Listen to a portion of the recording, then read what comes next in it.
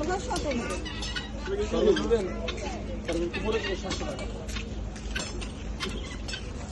উপরে দিলেন 700 টাকা। আর ভিতরে তার দেওয়া স্যান্ডেল লড়ে না খরগোশ একটা কিনা দে সব